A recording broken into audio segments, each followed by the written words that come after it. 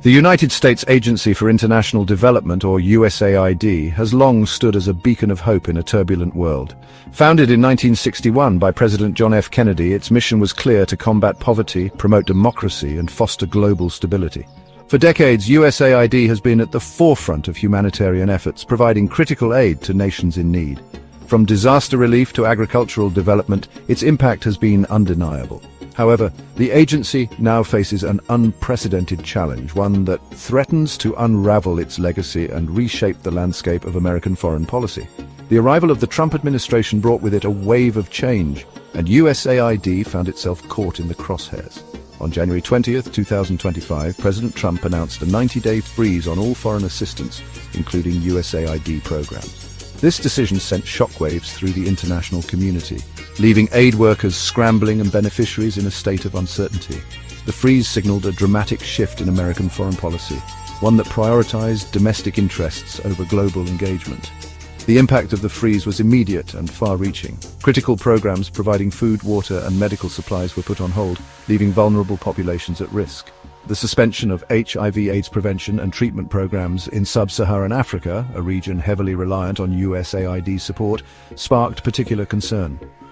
The Trump administration defended the freeze as a necessary step to ensure accountability and eliminate wasteful spending. However, critics argued that it was a short-sighted move that would ultimately harm American interests by creating a vacuum for rivals like China to fill.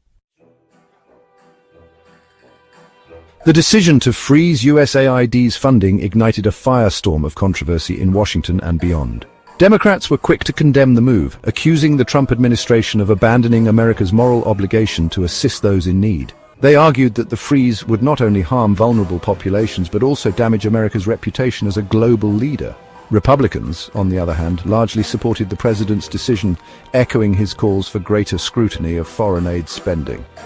They argued that USAID had become bloated and inefficient, and that a period of review was necessary to ensure that taxpayer dollars were being used effectively. At the heart of the debate was a fundamental disagreement over the role of foreign aid in American foreign policy. Democrats viewed it as an essential tool for promoting American values, advancing national security interests, and maintaining global stability.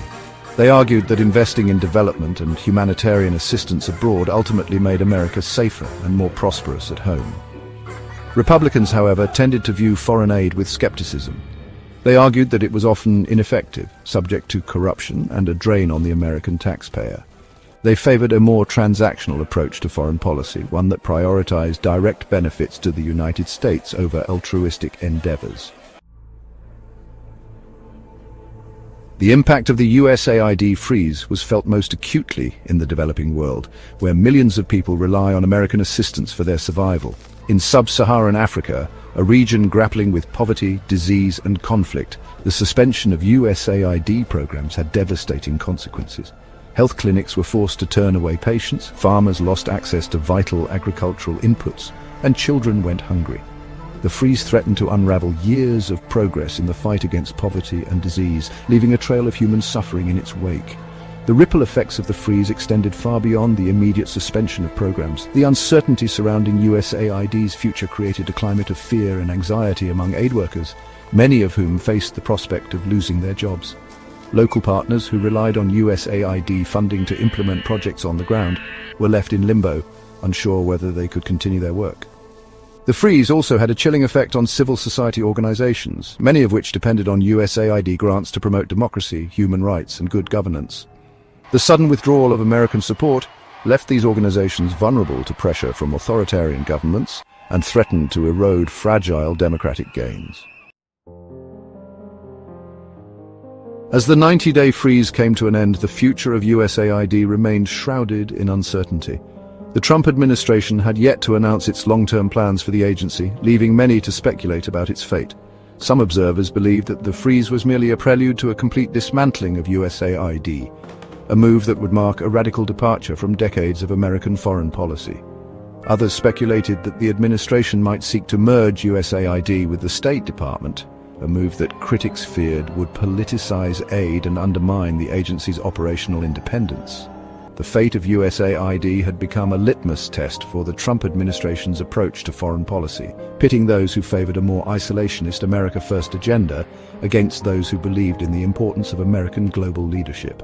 As the world watched and waited, the future of USAID, and with it the lives of millions of people around the globe, hung in the balance. The decision facing the Trump administration was not merely a budgetary one, but a moral one, with far-reaching consequences for America's standing in the world and its ability to shape a more peaceful and prosperous future.